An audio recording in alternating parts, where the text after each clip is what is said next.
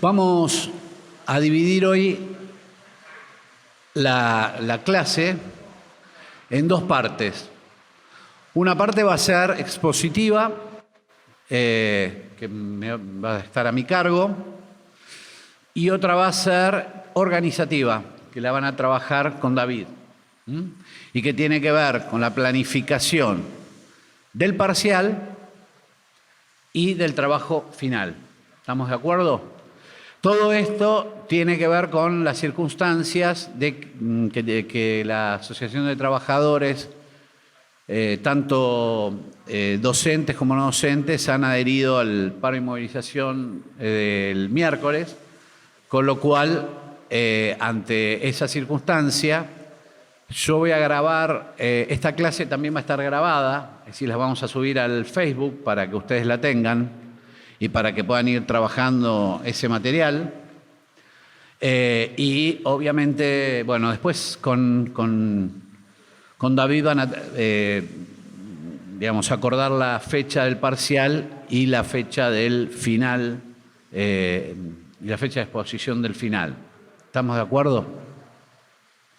Cuando los amigos de la DRIC, les agradecemos a los compañeros de la DRIC que nos ayudan hoy a poder grabarles esta clase para que ustedes puedan repasarla a partir del video que va a estar subido, suponemos, entre el viernes y el sábado que viene en el Facebook del seminario. ¿Estamos de acuerdo?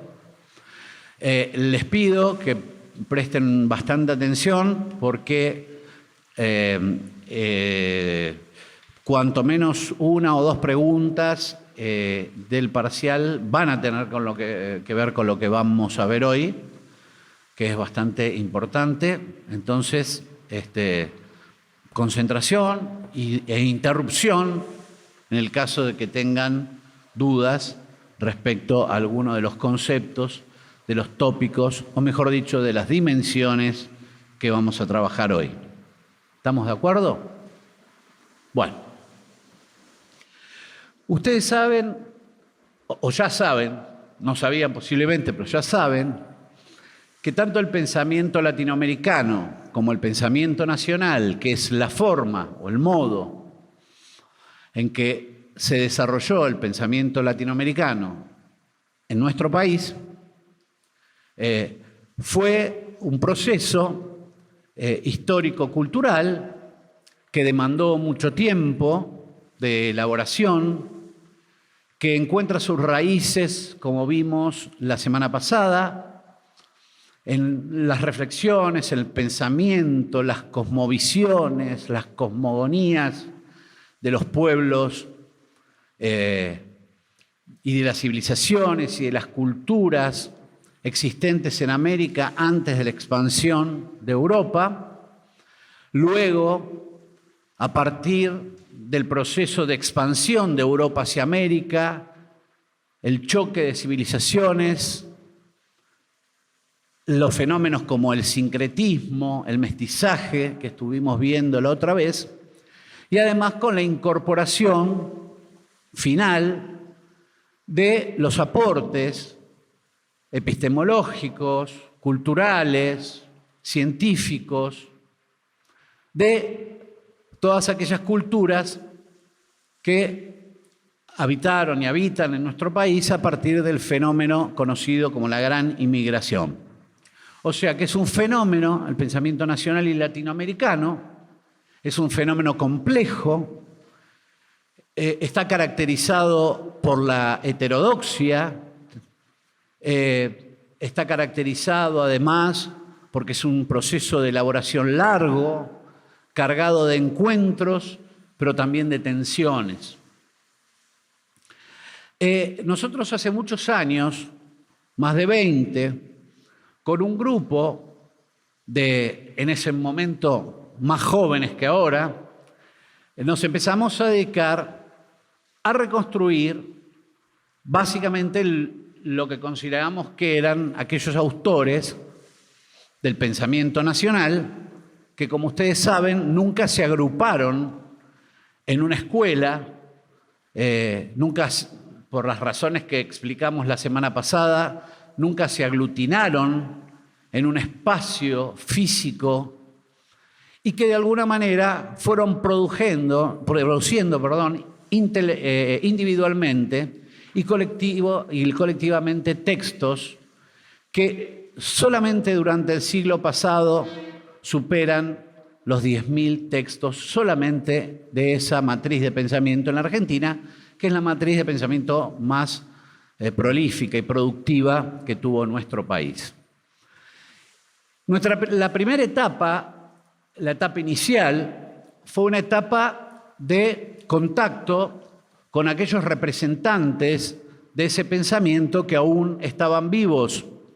El caso de José María Rosa, el caso de Jorge Abelardo Ramos, de Ernesto Goldar, de Norberto Galasso, de Fermín Chávez, de Alcira Argumedo, es decir, de una serie de autores y autoras que, habiendo pertenecido a las últimas generaciones de pensadores y pensadores nacionales, seguían produciendo y divulgando estos saberes. Ese proceso de contacto a nosotros nos nutrió, nos enriqueció y además nos enseñó a trabajar en forma discipular. ¿Qué significa? Significa que todo el aprendizaje de ellos, más nuestro aprendizaje respecto a su producción, tuvo que ver con una relación de discipular, de maestro a discípulo o de maestra a discípulo. Nosotros no aprendimos el pensamiento nacional en las universidades, a pesar de que alguna generación anterior a la nuestra tuvo la experiencia de las cátedras nacionales en la Universidad de Buenos Aires, creo que fue en la época de Puiggrós, que también fue otro pensador nacional, igualmente que Hernández Arregui. Y esa relación discipular es una relación muy particular, porque no es la relación que ustedes tienen con nosotros, que es una relación, digamos, de tipo áulica, le dicen actualmente, y que está dada por, digamos, clases expositivas o interactivas de un grupo numeroso de estudiantes con un profesor o un grupo de profesores, con el caso de este seminario. Si no, eran individuales. Cada uno de nosotros realizaba su propia búsqueda según el interés, según temático o el interés del autor, y nuestros maestros nos iban guiando. Yo particularmente tuve una experiencia discipular con Fermín Chávez, que es uno de los autores que ustedes van a trabajar en esta clase, y además con Gustavo Cirigliano, con quien además escribimos un libro que se llama Proyecto Umbral, aportes para la resignificación de la historia argentina. Hombres como Enrique Oliva, como Alcira, como misma Ana Jaramillo, y que es la rectora de la universidad. Y entonces nos íbamos encontrando con ellos y ellos nos iban orientando en nuestras búsquedas. Pero además, otra tarea que realizamos fue rescatar los libros y los textos, sobre todo del período entre 1920 y 1940, 50 y 60, que pensamos, en la década, estamos hablando del año 95, 96, que pensamos que no iban a volver a editarse.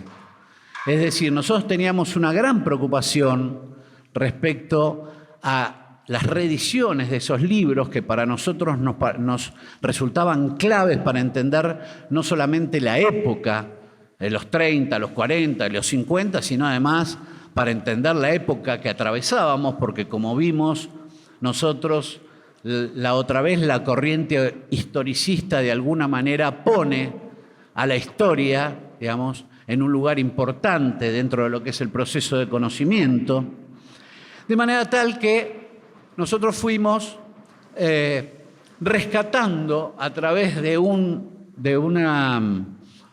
yo les diría de un proceso asistemático por un lado y muy casero, porque nos juntábamos, recuerdo, en San Telmo, hacíamos las recorridas por los libros, esas librerías antiguas, e íbamos adquiriendo con el poco dinero que teníamos o con alguna donación de algún sindicato los libros, porque pensábamos que nunca más se iban a editar.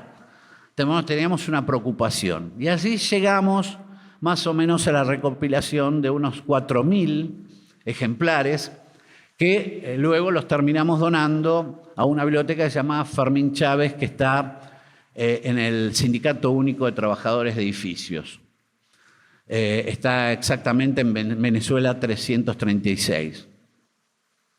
Esa recopilación estuvo acompañada además de la lectura de esos libros, de Manuel Gálvez, de Manuel Ugarte, de Raúl Scalabrini Ortiz, de Arturo Jaureche, de Astesano, por ahí que son autores un poco posteriores, como Astesano y Kusch, de autores como Castellani, etcétera, etcétera, etcétera. No se los voy a nombrar a todos porque si no los voy a llenar de nombres y van a trabajar seguramente con algunos en particular. De Arturo Jaureche, obviamente. Y era la lectura de esos libros. Y a partir de esa lectura de ese libro, que fue un trabajo de unos 10 años, junto con el grupo que conformamos, se nos ocurrió empezar a dictar cursos sobre estos autores y sobre el pensamiento nacional. Y a partir de esos cursos que fuimos dictando, que generalmente se hacían en sindicatos o en otras organizaciones libres del pueblo, no en las universidades, siempre hubo, como les expliqué, una tensión, si quieren llamarlo así, entre esta corriente de pensamiento nacional y latinoamericano y el producto o lo producido por las universidades. Se nos ocurrió crear o ir creando o ir tratando de generar algún tipo de regla que nos permitiera sintetizar con palabras las dimensiones a partir de las cuales fueron trabajando la totalidad de los autores.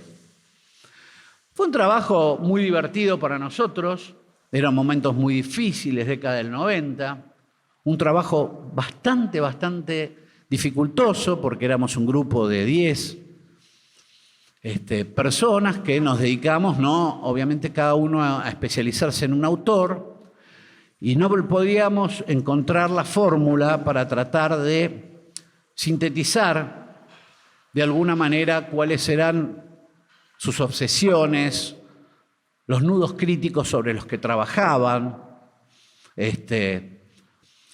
hasta que fuimos descubriendo que había algunas palabras, voces le dicen ahora, pero son palabras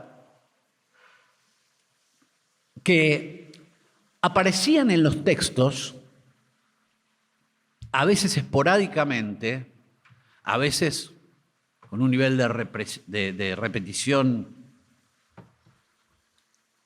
y que nos llamaban particularmente la atención. Y entonces empezamos la búsqueda por ahí. A ver, cuando en sus textos, cuando trataban de definir algunas cuestiones sustanciales, buscábamos la palabra a partir de la cual trataban de transmitir estas cuestiones. Y a partir de ahí nacieron las primeras tres.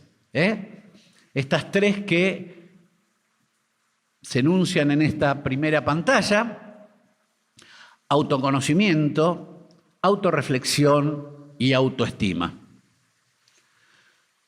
Continuamos el trabajo, continuamos nuestra labor y fueron apareciendo luego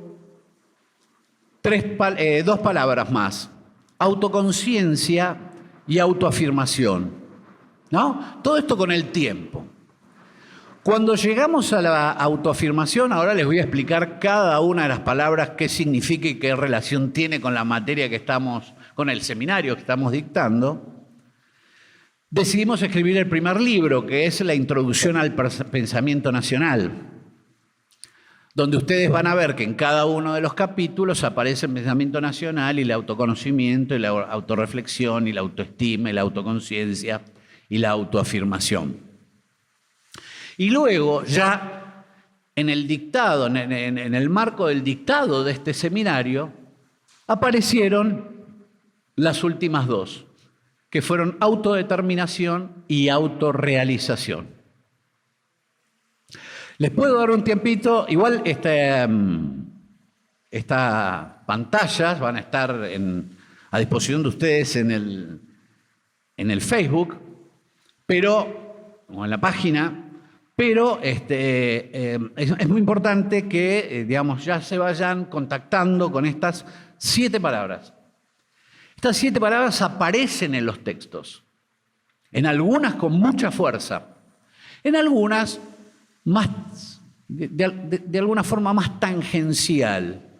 ¿Por qué? Porque en cierto sentido hay en aquellos tiempos, como muchas de estas palabras parten de algunas orientaciones de la psicología, yo creo que había una autoinhibición por parte de los autores de recurrir a palabras como esta, pero aparecen claramente.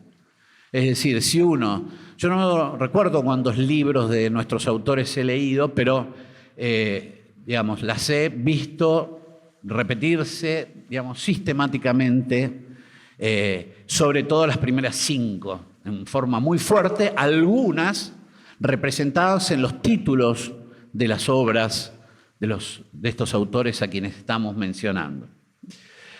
Respecto a esto, posiblemente, a cada uno, como el examen va a ser por temas, tema 1, tema 2, 3 temas, les toque a cada uno de los temas desarrollar 1 o 2 de estos conceptos o estas dimensiones. Son conceptos por un lado, pero son dimensiones a los efectos de este seminario que estamos cursando. Entonces vamos a empezar a desglosar y a trabajar sobre cada uno de ellos. ¿Estamos bien? Y vamos a ir al autoconocimiento. Y para esto recurrimos primero a una definición que nos trae la psicología evolutiva, ¿no? Y que nos enseña que el autoconocimiento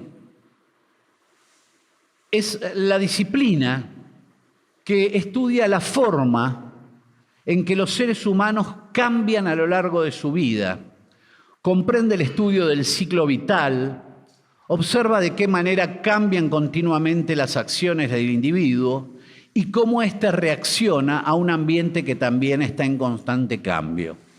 Quiere decir que la palabra autoconocimiento, más allá que haya sido utilizada por los autores del pensamiento nacional en las décadas del 30 o del 40, es un concepto, una dimensión que es trabajada, que es abordada por una, de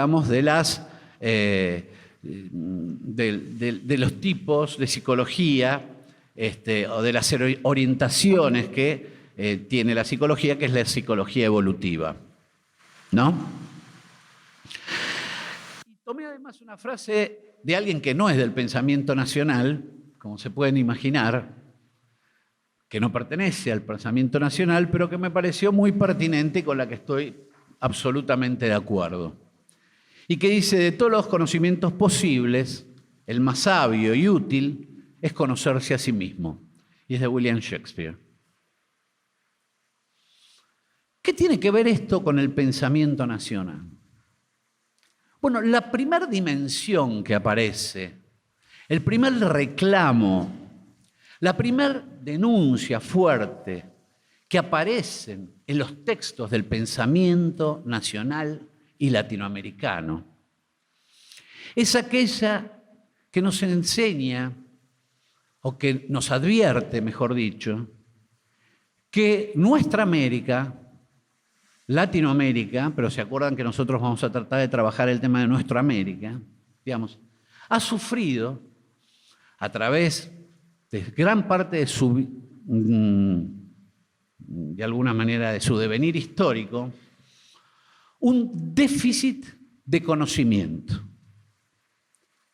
Un déficit de conocimiento.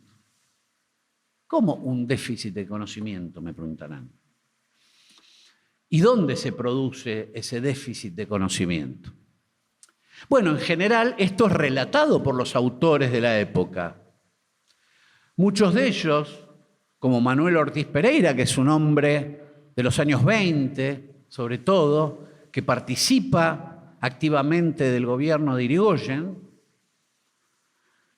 decía y denunciaba algo así por los fines de los años 20.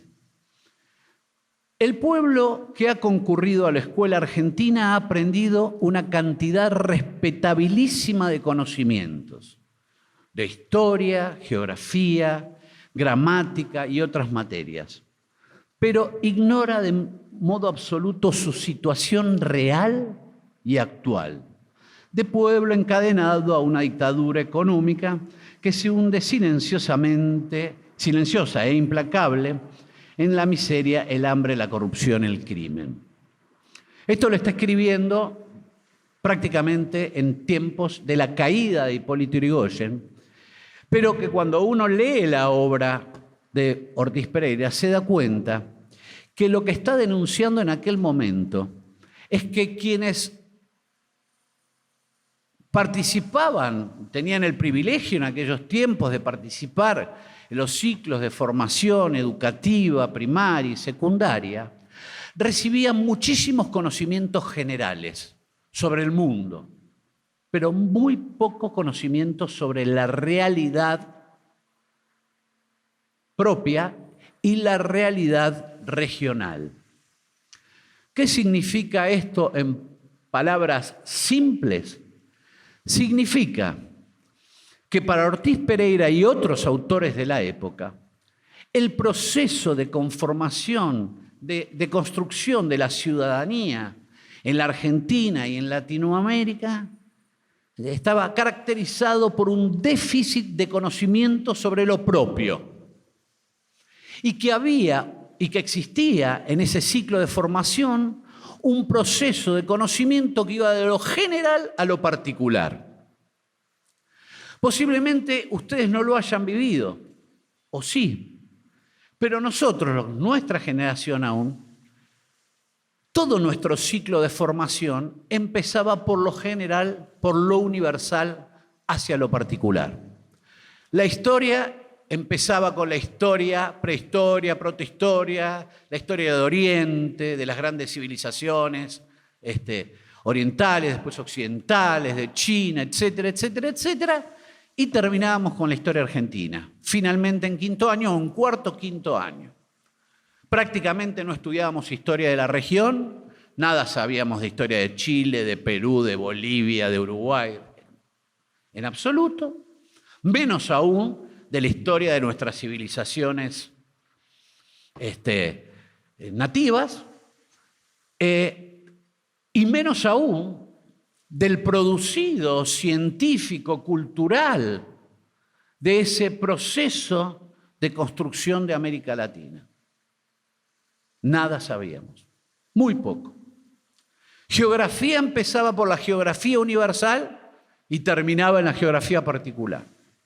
O sea, sabíamos perfectamente ubicar todos los países de Europa, pero era muy difícil que supiéramos ubicar al río Colorado, al Bermejo, o ubicar ni siquiera donde queda el Bolsón o donde queda, qué sé yo, ciudades que son relativamente importantes, las que se les ocurra. Hasta difícil ubicar, por ahí Paraná, por haber estudiado historia de la Confederación, era más fácil ubicarla, pero difícil ubicar Concordia, etcétera, etcétera. Es decir, sabíamos mucho de mucho y poco de lo nuestro, mucho de lo universal y poco de lo particular. No solamente en términos de historia y de geografía, sino de desarrollo científico, literario, cultural, místico, espiritual. Y esa fue nuestra educación. Nuestra educación, a la inversa de la educación norteamericana, que va de lo particular a lo general, iba de lo general a lo particular. Eso tuvo un sentido histórico porque fue un modelo de construcción de la ciudadanía que desarrollan aquellos que triunfan en las guerras civiles. Los que triunfan en las guerras civiles dicen gobernar es poblar. Hay que poblar la Argentina, hay que convocar la inmigración. Entonces, convoquemos la inmigración y brindémosles a la inmigración conocimiento general para que de alguna manera se identifiquen con sus propias historias y dejamos para lo último el conocimiento particular. Y entonces era muy típico en esa época, y sobre todo en épocas anteriores, y yo lo he hablado con mi abuelo y con mi padre, que se sabían de memoria las capitales europeas, los ríos de Europa, te ubicaban el Támesis, el Sena, todos los ríos y las cadenas montañosas, etcétera, sobre todo Europa, inclusive de misma Asia, del norte de África, y poco sabíamos de nuestra propia historia, de nuestra propia geografía y sobre todo de la región. Y menos aún de la historia anterior a la conquista. Historia que no era considerada como historia, sino más bien era abordada desde la antropología, desde la paleontología o desde la antropología. O sea, no eran sujetos históricos. Parecía que la historia aparecía cuando Europa llegó a América. O se expandió hacia América. Ese déficit de conocimiento lo denunciaban no solamente porque consideraban que para construir una ciudadanía comprometida con su realidad, debían primero conocer su realidad. Esta es la denuncia, esta es. Es una crítica a la conformación de la ciudadanía o a la construcción de la ciudadanía promovida por los triunfantes o por la facción triunfante en las guerras civiles. Yo sé que los programas han cambiado y se han modificado mucho, pero la estructura se sostiene. La estructura se sostiene. Imagínense además una segunda denuncia había atrás de esto. Si bien había muchos sectores que se habían integrado a la vida del país a partir de la inmigración y que provenían de distintos países europeos, pero inclusive de Siria o también provenientes de la cultura judía, etcétera. Muchos, pero básicamente se la conoce por europea, aunque no es técnicamente así. La historia que tiene además y la geografía que tienen además una función integradora en la educación, lo que hacía era desintegrar, porque aquellos hijos mestizos o indígenas que estudiaban en las escuelas se sentían afuera de la historia y de la geografía. No eran sujetos históricos, estaban afuera. Y si la función de la historia es integrar, era una historia que, según estos autores, contribuía a desintegrar. La nata diría a crear grietas.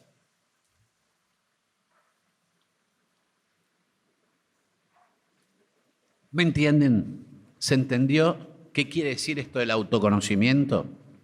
En realidad, la primera denuncia de los pensadores latinoamericanos y nacionales es una denuncia respecto al modo, a la forma y a la concepción de ciudadanía que se impone en la Argentina en particular después o con posterioridad al triunfo en las guerras civiles y que presupone una construcción que va de lo general hacia lo particular y en forma descontextuada. Nosotros compartimos la historia con América hasta el proceso de independencia y después de ahí No sabemos qué pasó en Chile, no sabemos qué pasó en Perú, no sabemos qué pasó en Bolivia, no sabemos lo que pasó en Uruguay. Yo podría hacer ahora una breve encuesta a ustedes de qué pasó, de cómo fueron las independencias de esos países y posiblemente poca respuesta podrían brindarme, y sí, por ahí podrían agarrar alguna cuestión de Napoleón o de la independencia norteamericana, etcétera, etcétera.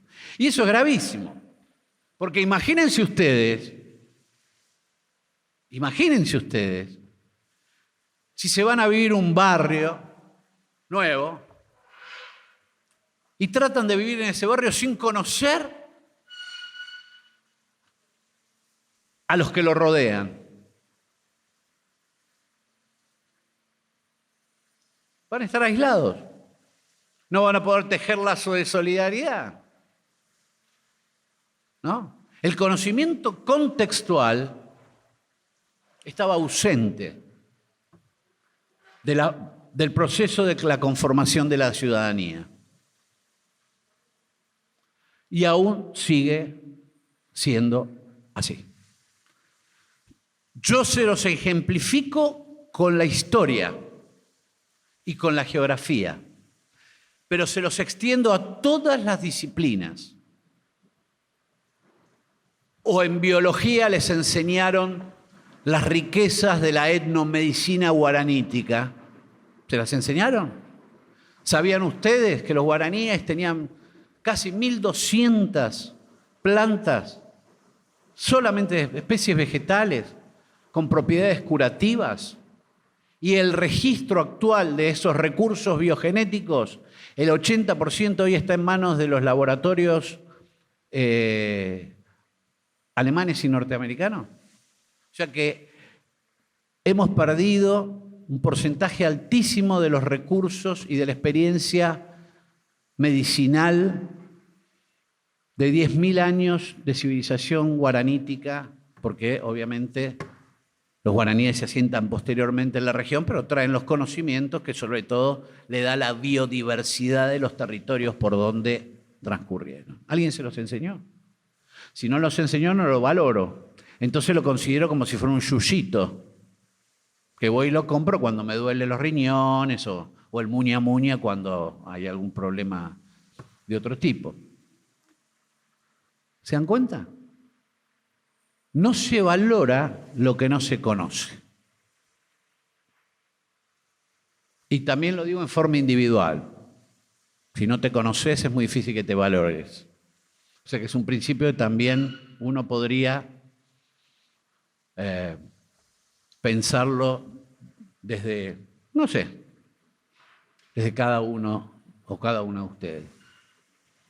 Esa es una primera denuncia. Y ahí nos vamos a encontrar con autores de todo tipo. Autores que lo van a ver desde una perspectiva histórica y va a surgir las corrientes revisionistas, o lo que el conocido el revisionismo histórico, que va a denunciar esta cuestión de la ausencia en los relatos históricos y las cosmovisiones históricas de procesos y actores sustanciales de la historia americana y de la historia argentina. Y va a aparecer, o intentar aparecer, una sociología americana que va a tratar de entender la conformación de las estructuras sociales a partir de la propia historia americana y no de las estructuras que venían en los libros posteriores ya de la sociología europea. Es decir, que cuando hablamos de autoconocimiento no hablamos solamente de historia y de geografía, hablamos del conocimiento integral de los procesos históricos, científicos, tecnológicos, sociológicos, hasta diría metarracionales. Ese va a ser uno de los primeros objetivos que se va a plantear el pensamiento nacional y latinoamericano. Y ustedes tomarán no solamente el revisionismo en la Argentina, que fue muy fuerte, que planteó claramente esto, sino en muchos países de la región, procesos también de revisión de la historia, por ejemplo, autores como Alberto Metol Ferré en Uruguay, Pedro Godoy en Chile, Andrés Solís Rada en Bolivia. Es decir, que no fue un proceso argentino nada más. Se dio en toda Latinoamérica. Esto es decir, pará, nosotros somos otra cosa. Nosotros no nacimos con el Mayflower. Nuestra historia no empezó en 1600 y pico. Nuestra historia extiende sus redes hacia los principios y los orígenes de América. No solamente porque coexistimos en este continente, sino porque coexistimos con esa realidad. Y entonces, en los libros de historia va a aparecer, por ejemplo, Calfuncurá como un tipo, un indio que negociaba. Calfuncurá fue un estadista. Fue un estadista. Lean los libros sobre Calfuncurá. Tipo con una capacidad, una estrategia política extraordinaria. Ojalá que hubiera 3 políticos en la Argentina, 3, que tuvieran la capacidad estratégica de sobrevivir, de subsistencia política y de articulación política de Calfuncurá. Y sin embargo lo veíamos como un indio que parece que rompía los quinotos por ahí. Un estadista. Ahora no se lo estudia como estadista, era un indio. Bueno, a estas cosas me refiero. Y esta es la primera situación que aparece fuerte en el pensamiento nacional y latinoamericano. Fuerte. Aquí estamos construyendo una ciudadanía la que está siendo privada de un conocimiento sustancial y necesario para construir su futuro, su presente y su futuro. Manuel Ortiz Pereira, obviamente yo voy a usar una frase de cada uno de los autores, porque no puedo, pero podría enunciar a toda la corriente revisionista histórica argentina y latinoamericana en este proceso de autoconocimiento, ¿no? Y además el autoconocimiento es muy importante, porque el conocimiento es quizás el primer sello que imprime la vida de una persona. Suponete que yo a los 50 años o a los 40 años me enterara que fui adoptado. Es una información que tiene que ver con mi historia, ¿no? Por ahí no me lo dijeron ni me lo dijeron ahora. Obviamente, más allá del impacto, es una información histórica que va a imprimir en mí, digamos, una duda, una inquietud, va a generar en mí una serie de procesos que después vamos a ver, que posiblemente me lleven a ratificar la construcción de mi propia identidad o reorientarme. Por eso es tan importante el derecho a la identidad, que es el derecho al conocimiento, al autoconocimiento. Bueno, esto, para los que vivimos y tenemos 50 años como yo, la historia fue así. Primer año, historia de China, estudiamos la historia de China y la historia en parte, y la geografía de China, y nos ponían unos mapas negros, y nosotros tenemos que dibujar y poner los nombres de los ríos chinos. O sea, no sabíamos dónde estaba el río de la Plata, no sabíamos dónde estaba el Paraná, no sabíamos dónde estaba el río Negro, ya sabíamos dónde estaba el río Yangtze-Kiang. No sabíamos dónde quedaba el Pilcomayo, dónde quedaba el Bermejo, dónde quedaba el Río Blanco, dónde quedaba el Río Colorado. Y sabíamos dónde estaba el Támesis.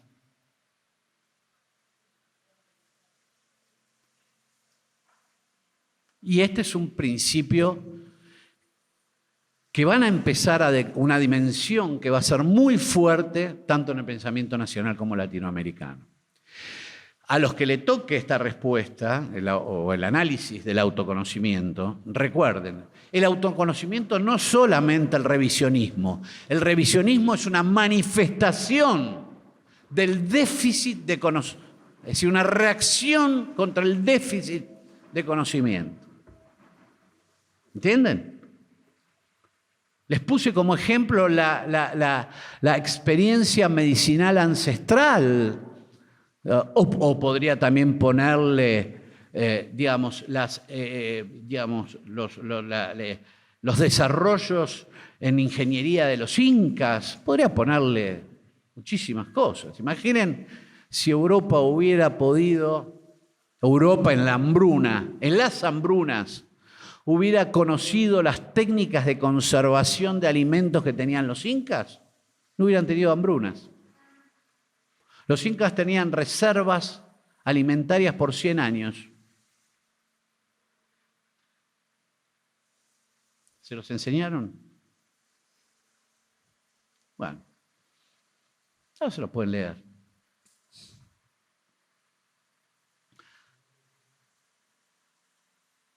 Bueno, acá está repetido.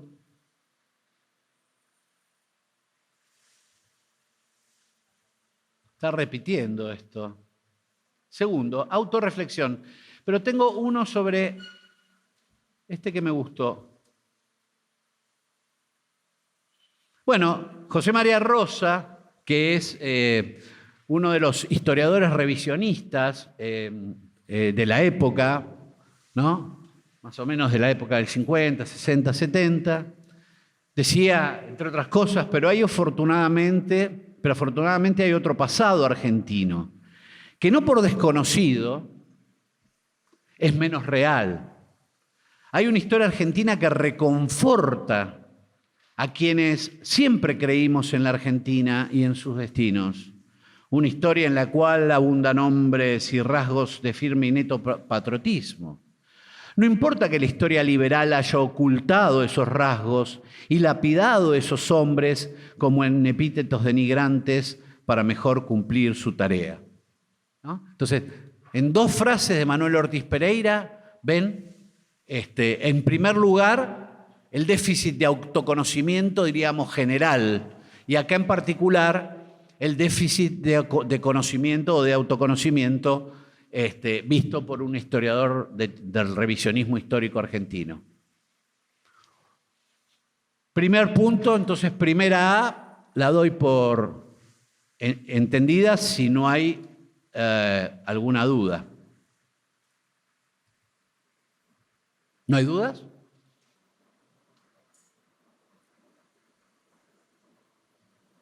Bueno, segundo punto.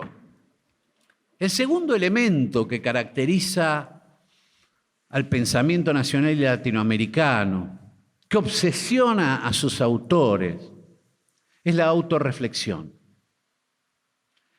Las definiciones clásicas de autorreflexión están acá. Es la capacidad que tiene el ser humano de pensar las consecuencias de un acto. Puede ser de cualquier naturaleza. Yo les expliqué el otro día, o les dije, o les enuncié, posiblemente no se lo hayas explicado, que los seres humanos somos seres proyectuales, vivimos siempre proyectando el futuro. Muchos de ustedes deben estar en este momento diciendo cuándo termina con la séptima A, así me voy a comer el choripán, o me voy a comer el sándwich, o me voy a tomar la Coca-Cola, pero hasta que no termine no hay, no hacemos el espacio porque después tienen que hacer otro trabajo más de tipo práctico. Es decir, estamos avanzándonos en el tiempo, ¿no? Estamos siempre proyectando. Somos seres de proyecto. Entre otras cosas que proyectamos son las consecuencias de los actos que realizamos.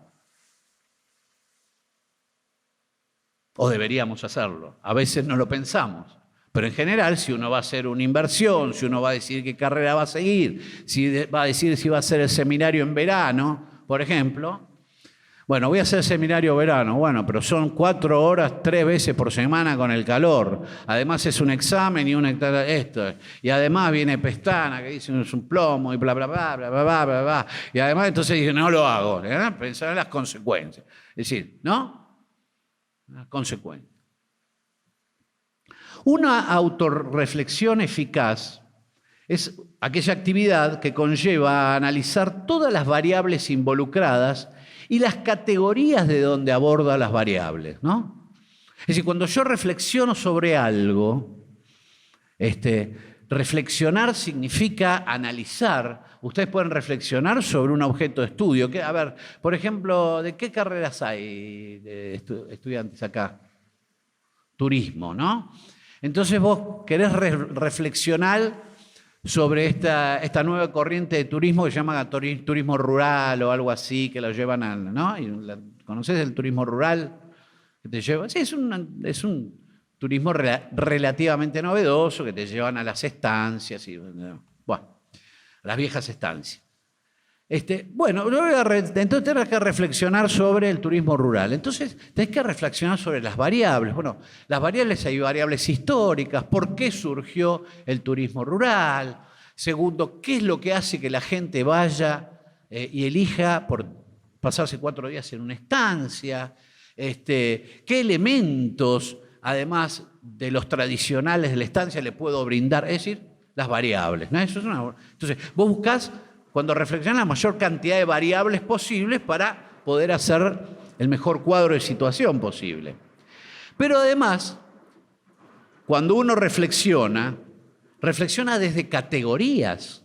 Es decir, el pensamiento, y estamos en pensamiento nacional y latinoamericano, nosotros los seres humanos pensamos básicamente a partir de categorías. Ahora, ¿qué es una categoría? Yo voy a hacer un poco muy simple. ¿Esto qué es? ¿Qué es esto que estoy señalando? Un escritorio. ¿Por qué reconoces que esto es un escritorio? ¿Por qué esto no es una mesa y un escritorio? O un escritorio? ¿Por qué no es una mesa? Porque sabemos que es un escritorio. ¿Por qué sabes que es un escritorio? Por la forma que tiene 4 patas, hay un docente que se está apoyando en él, lo usan para dar clases, ¿no? Pero podría ser una mesa, porque si yo este escritorio lo corro y lo pongo en el comedor, es una mesa, ¿no? Entonces, para definir qué es un escritorio, hay una serie de categorías, ¿no? A partir de las cuales hay una serie de elementos a partir de los cuales se construyó la categoría escritorio. Porque si este mismo escritorio estuviera en el bar, sería una mesa. O sea, que los seres humanos pensamos a partir de categorías, ¿no? Esto es importante. Implica además la construcción de nuevas categorías, porque a medida que los seres humanos vamos descubriendo cosas, o descubriendo elementos, tenemos que crear la forma, no solamente de definirlos, sino de enunciar los elementos que lo componen.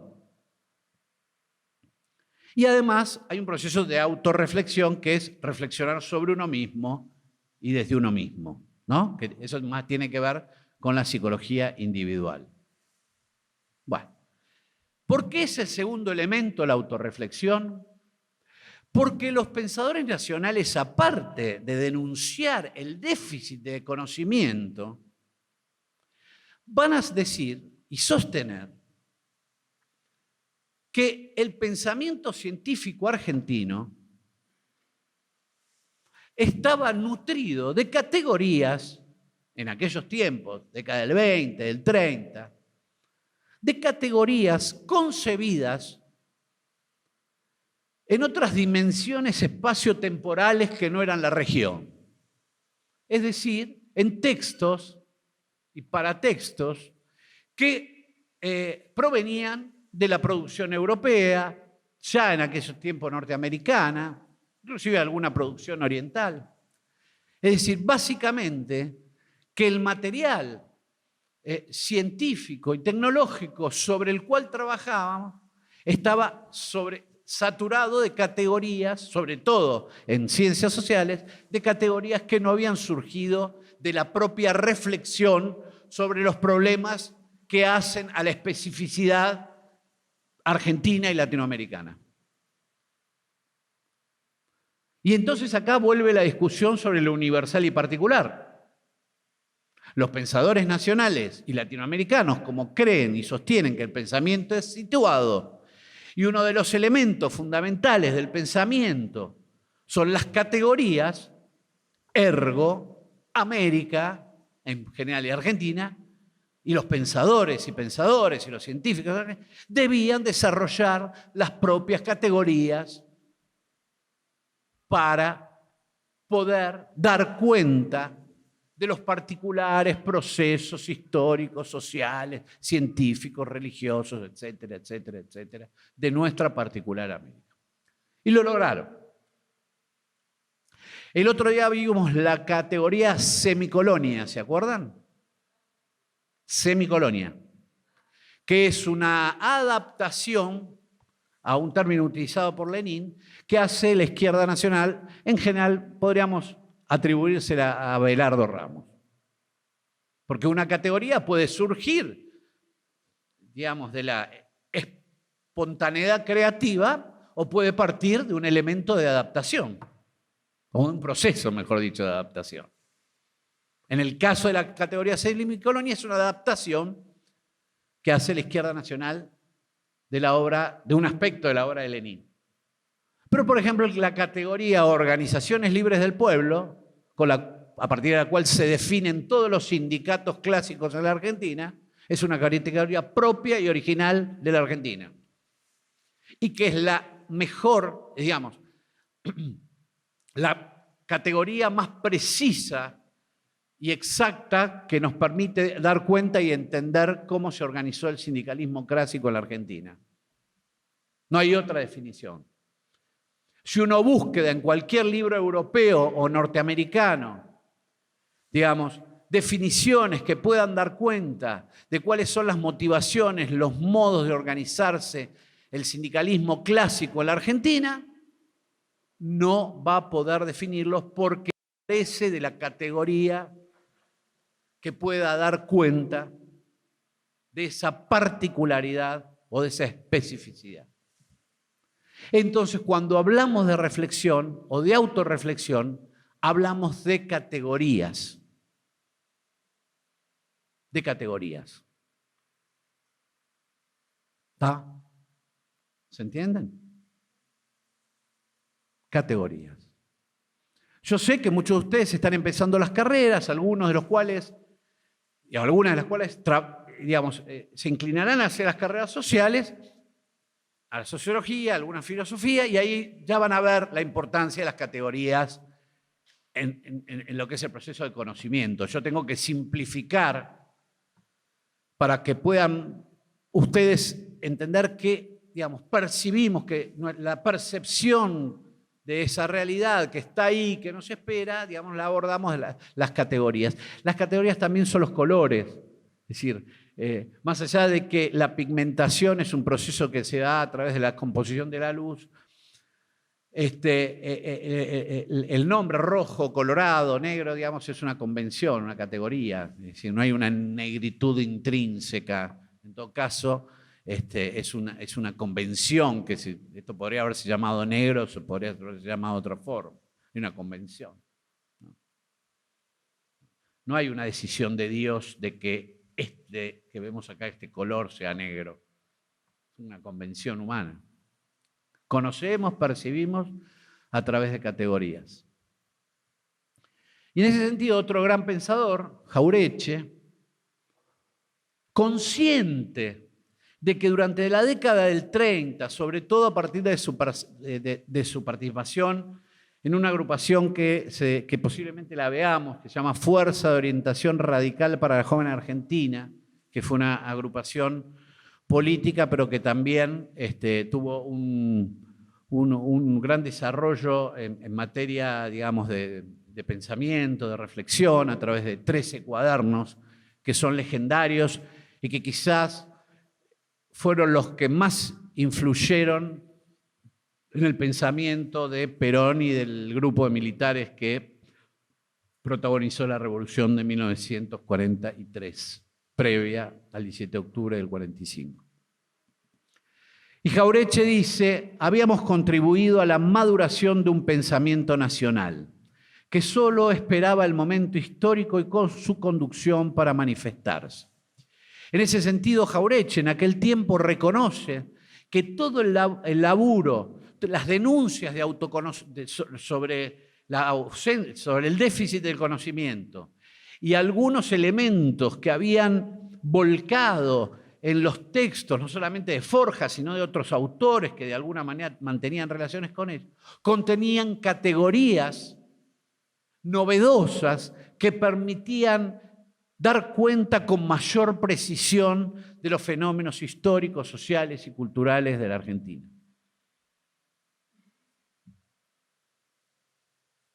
¿Alguna duda? Sáquense las dudas que tengan, porque si no es muy complicado. Levante la mano para quien es complicado. Vamos a ver. Fuerte.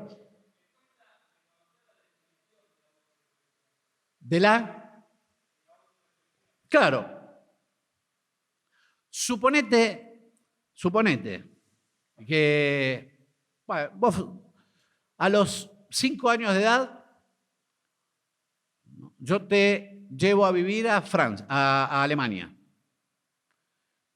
Te criás en una escuela alemana, haces un secundario en Alemania y además haces una carrera universitaria en Alemania. Entre otras cosas que vos vas a aprender, ¿no? En Alemania, vas digamos, a aprender a pensar. Pero vas a empezar a pensar a partir de las categorías, entre otras cosas, a partir de las categorías, está la pedagogía, pero a partir de las categorías, a partir de categorías a partir de los cuales se desarrolla el proceso de educación alemana, ¿no? Entonces vos saliste siendo un sociólogo alemán, buenísimo. Conocés perfectamente la historia alemana, cómo se fue desarrollando, las categorías a partir de las cuales vos analizás las distintas etapas de la historia de Alemania y de la composición actual de la sociedad alemana, etcétera, etcétera. Y se te ocurre ir a investigar, digamos, el proceso de constitución de la sociedad de Lanús. Y te va a costar. ¿Por qué? Porque las categorías que vos aprendiste para poder dar cuenta de los procesos históricos, sociales y culturales de Alemania no necesariamente te sirven para entender. Es decir, dentro de esos elementos están las categorías. ¿Me entendés? Ahí. Sí, se denominan categorías. Si querés llamarla de esa forma, nosotros no tendríamos inconveniente siempre y cuando lo puedas explicar. Es decir, suponete que estudiaras sociología con las distintas escuelas sociológicas, porque no hay una, alemana. Bueno, las escuelas sociológicas alemanas trabajan mucho sobre categorías y sobre presupuestos filosóficos diferentes. Si vas a la escuela de Frankfurt, trabajará sobre los presupuestos del marxismo y del posmarxismo. Pero si vas a Berlín, te encontrarás con otras. Entonces, las escuelas filosóficas trabajan sobre presupuestos y categorías a veces contrapuestas y que tensionan, que pueden dar cuenta de algunos aspectos particulares de la sociedad alemana. Pero imagínate vos con esas categorías tratar de venir a entender los procesos sociológicos que sean en la nube. ¿Entendés lo que te quiero decir? Ahí un poco apuntado.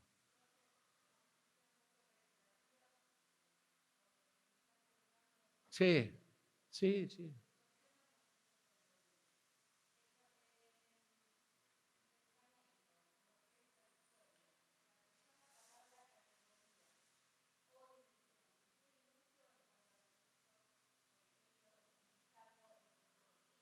No, me tenés que hablar más fuerte porque los ventiladores...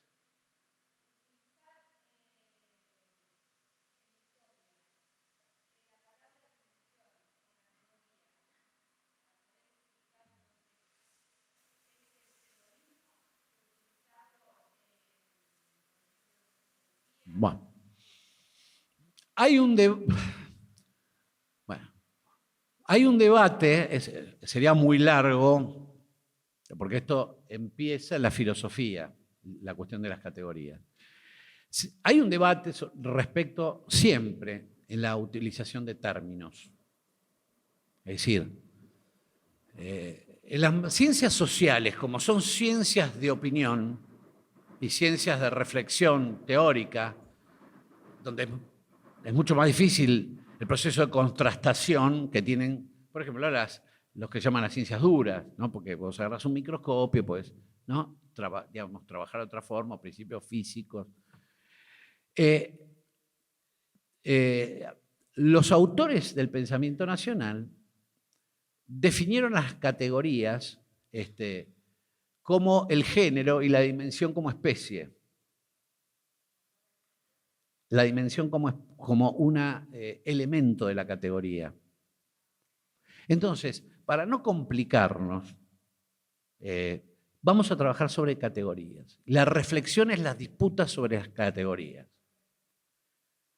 Es decir, quizás las dimensiones, como dimensiones podemos definir a la autorreflexión, etcétera, etcétera, a las 7 dimensiones. Si las querés llamar así, me parece muy bien, estaría claro porque no es una categoría. ¿Me entendés? Entonces, si quieren usar el término dimensiones para nombrar cada una de las 7, la dimensión autonómica, ahí sí. Pero cuando hablamos de la autorreflexión, es las disputas sobre las categorías. Marx tiene una categoría que es la clase subalterna, la clase obrera, la clase trabajadora, la clase. Eso es una categoría. Superestructura es una categoría. ¿Me entienden? Claro, es difícil porque la mayoría de ustedes no están en las áreas sociales, pero en toda lectura teórica de filósofos y sociólogos aparecen las categorías fuertemente, que son los pilares a partir de los cuales me asiento y abordo la realidad que intento estudiar.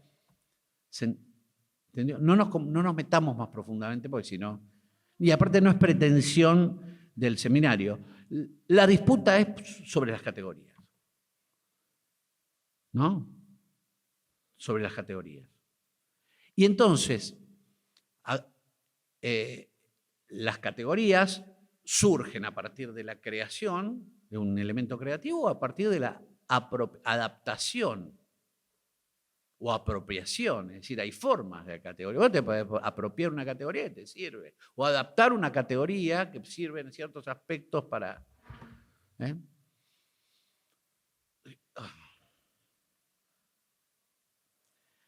La tercera dimensión es la autoconciencia.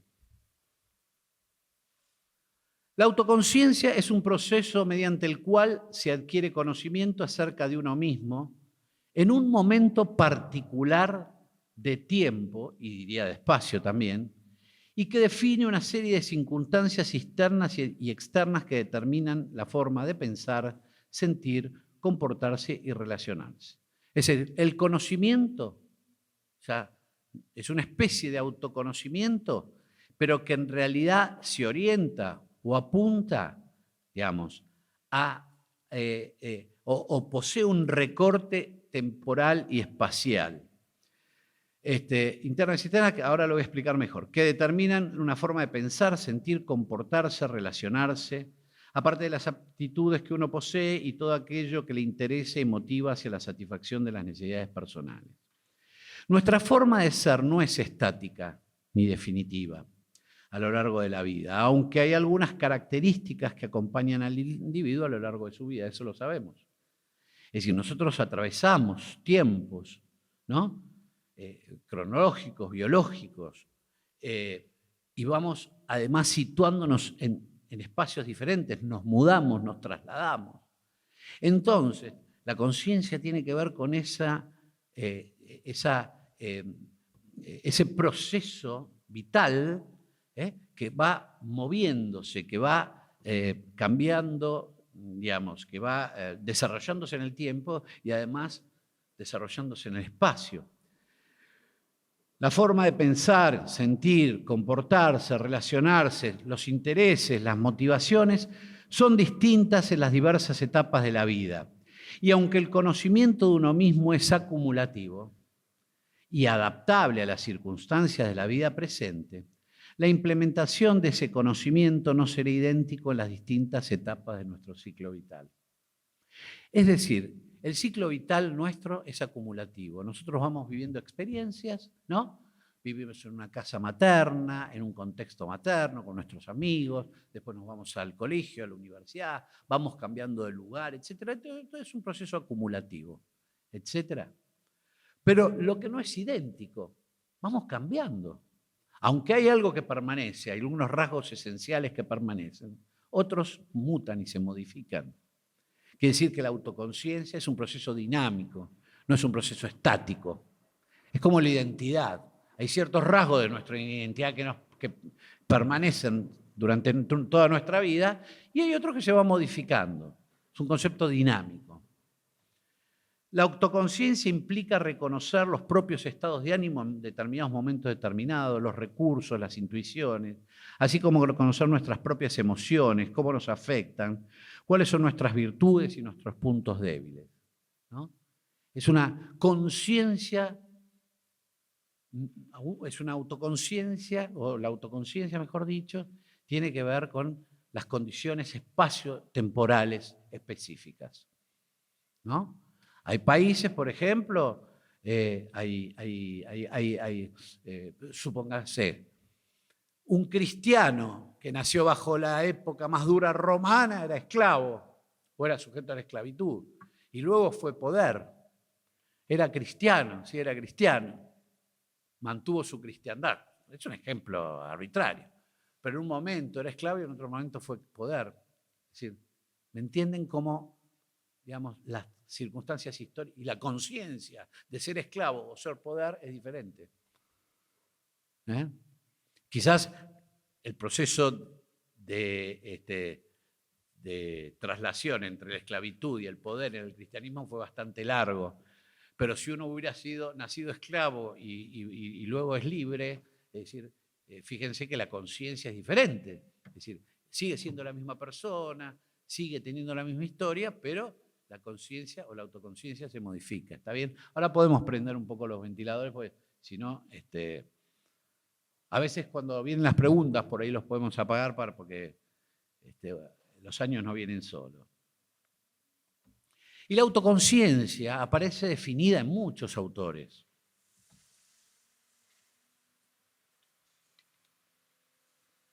Por ejemplo, Hernández Arregui defendió la conciencia nacional en la lucha del pueblo argentino por su liberación. ¿Por qué dice esto Hernández Arregui? Porque Hernández Arregui escribe esto en momentos en que en gran parte de la Argentina no poseía la conciencia de que éramos un país sometido a la sujeción de poderes internacionales.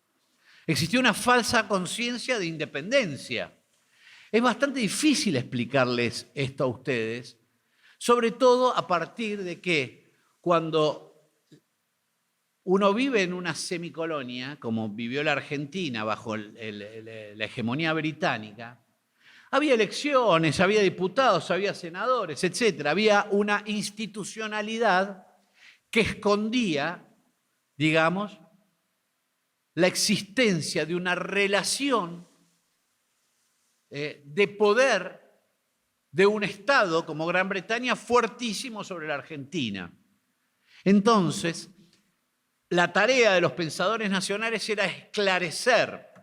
Ellos decían, hay mucha gente que tiene falsa conciencia, hay que recuperar la conciencia. ¿Y la conciencia dónde está? La real, en la realidad. Por eso Scalabrini decía, volver a la realidad.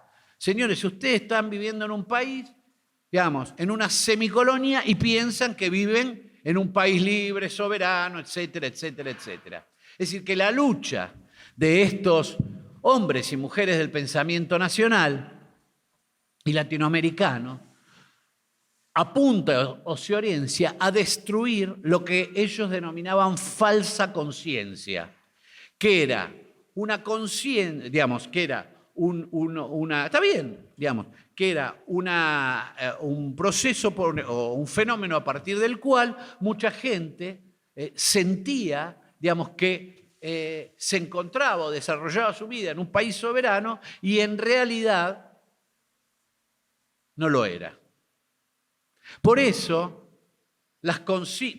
obviamente, el nacionalismo del irigoyenismo y su obsesión por desarrollar el petróleo, y Mosconi, y Savio, y todos esos militares industrialistas que luchaban porque la Argentina tuviera una autonomía en materia petrolera y en materia siderúrgica, y por eso el 17 de octubre la consigna era patria sí, colonia no.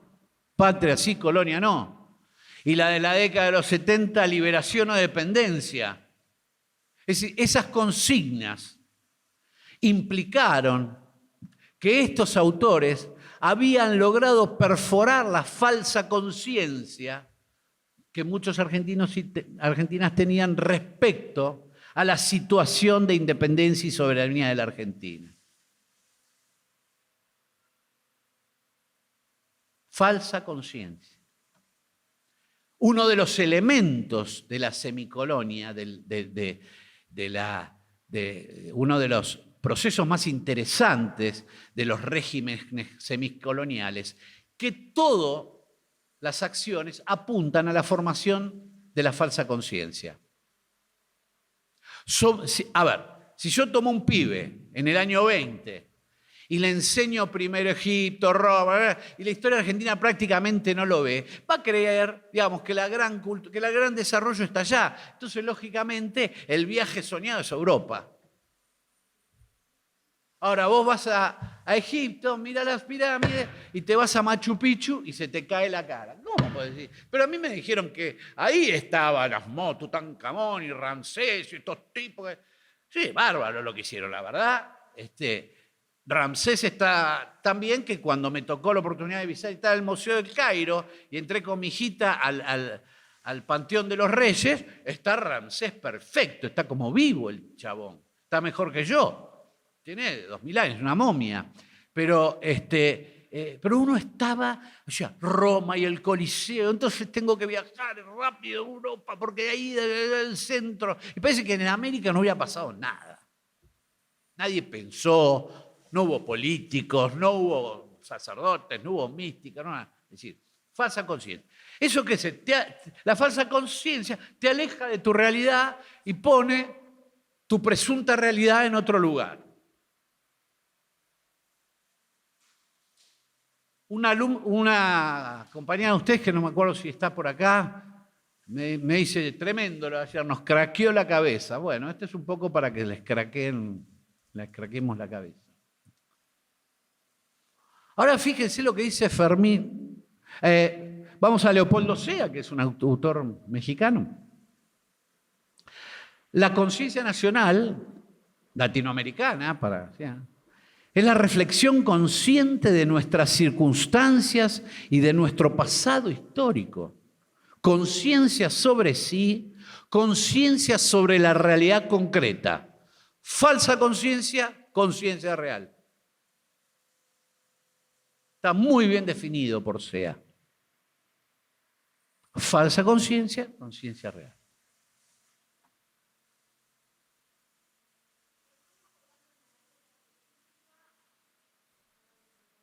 Estamos trabajando, el seminario es el recorte de esta muy buena pregunta.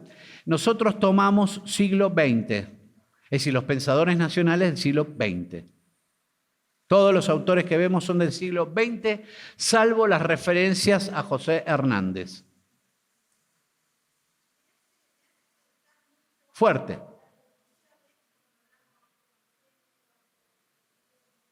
A ver si podemos bajar un poco el ventilador. Vamos a designar dos responsables de ventilador. Tenemos una responsable. ¿Quién es la responsable? Si no, ¿quién sería que se encarga de apagar el ventilador acá? ¿Alguno de ustedes? Él lo tenemos el hombre. Dale.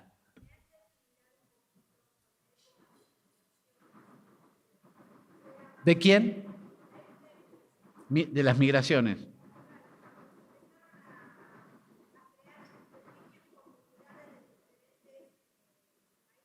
Sí.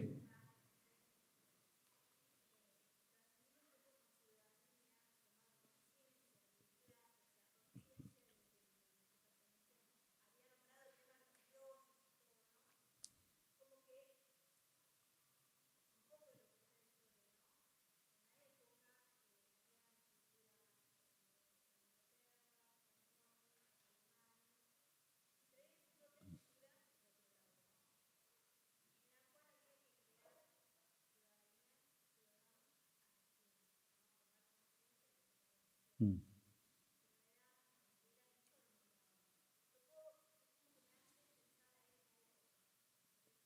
Bueno, estamos hablando del siglo XX. En el siglo XX, digamos, culmina a principios del siglo XX la etapa de la gran inmigración, o sea que es perfectamente, digamos, eh, está bien lo que vos estás diciendo, pero además, obviamente, el proceso de la gran inmigración, ¿qué va a hacer? Aportar a lo que había.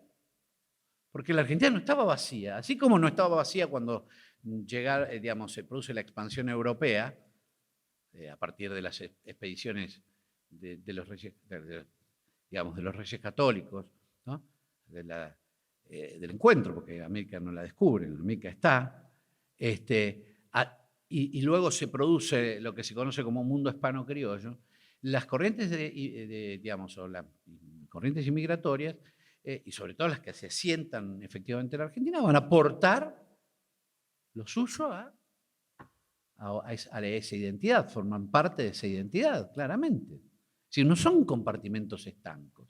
Aunque al principio hay una endogamia, ¿viste? Hay como se mantenían separados, después se fueron mezclando absolutamente. Y hoy en Argentina, digamos, hay parejas de alemanes con italianos, españoles con criollos, es decir, es un proceso, por ejemplo, en nuestro país muy interesante, con lo cual no hay que pensar a la inmigración como, por más que se hubiese pensado, y que en Estados Unidos ciertamente fue así, la inmigración en guetos, en la Argentina la inmigración empieza siendo claramente endogámica, porque vos venís todos los italianos juntos, se juntan, se protegen, crean las mutuales, etcétera, etcétera, pero después se empiezan a mezclar inmediatamente y se empiezan a producir lo que se llama la exogamia. Así que, y empiezan a mezclarse y a mestizarse, la consecuencia de todo de lo que somos nosotros hoy.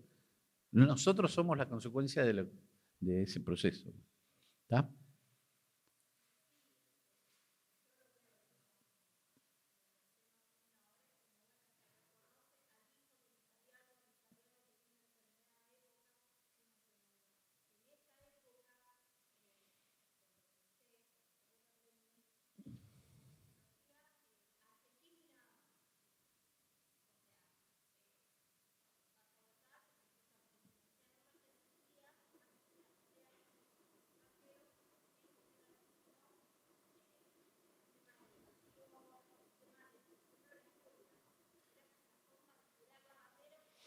Bueno, la escuela y la ley de educación promovida digamos, por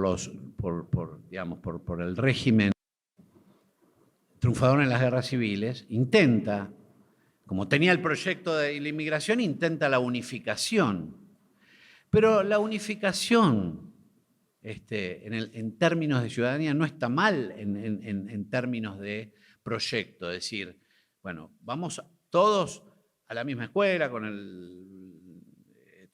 el delantal blanco, todos iguales, eso es perfecto. El problema son los contenidos, lo que discuten los pensadores, son los contenidos, no el sistema, los contenidos.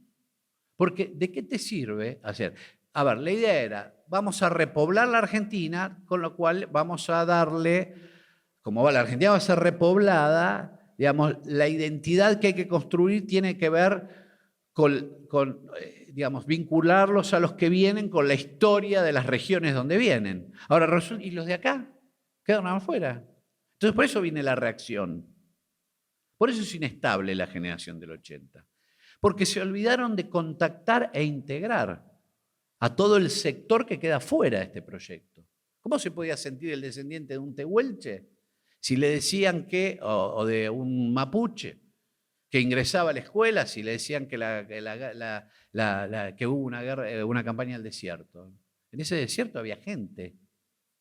Es el único desierto con gente. Es decir, hay que entenderlo. Es decir, esto no es una forma de agarrar y hacer una crítica a Roca, sino entender que hasta los nombres, campaña al desierto se llamó. En ese desierto había gente. Eso no es un desierto. O sea, hasta los nombres.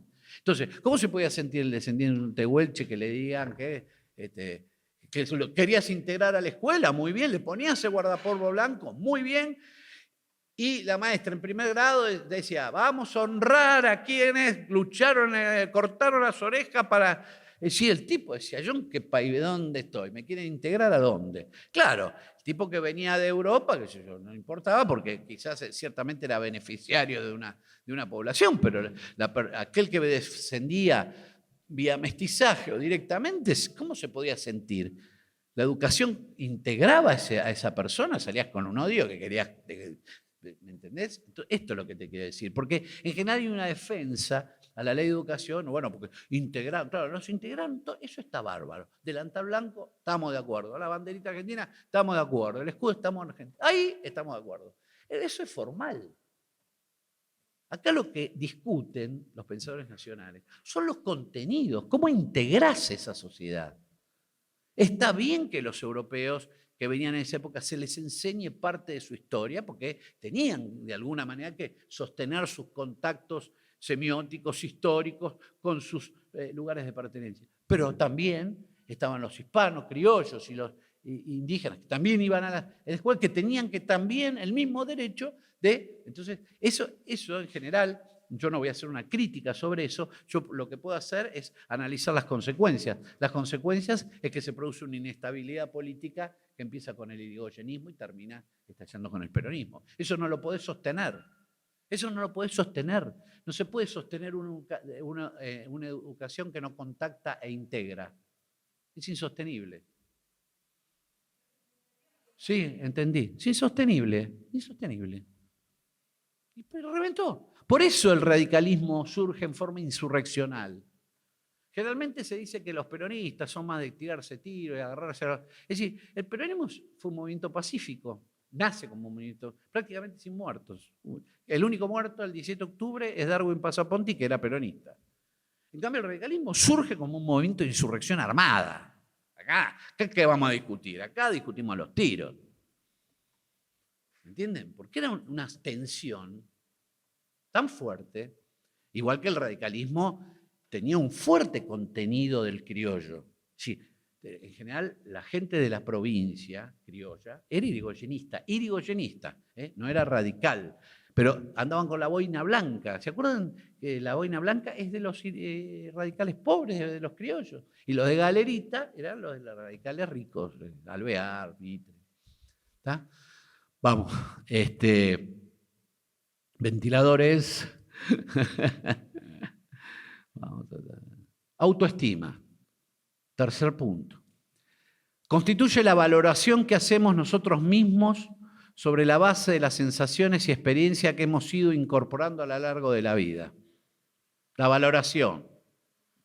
Esta autovaloración para muchos autores es vital, ya que de ella depende en gran medida la realización de nuestro potencial y nuestros logros. Una de las observaciones y las denuncias que hacen los pensadores y pensadoras nacionales es respecto a la existencia internalizada en las pautas culturales, tanto de la Argentina como de Latinoamérica, de mecanismos autodenigratorios colectivos. ¿Qué son los mecanismos autodenigratorios?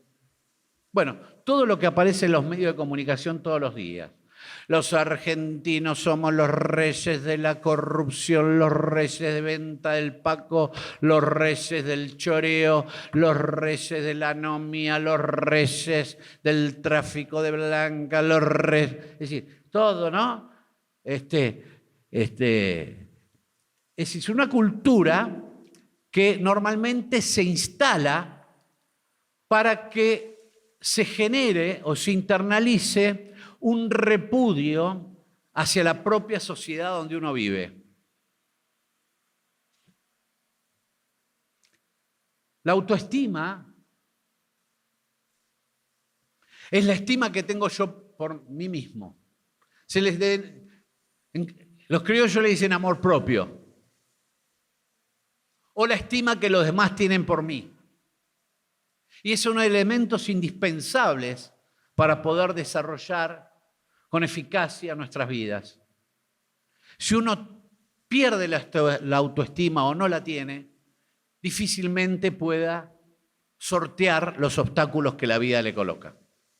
Así como existe una dimensión individual de la autoestima, existe lo que se llama autoestima colectiva.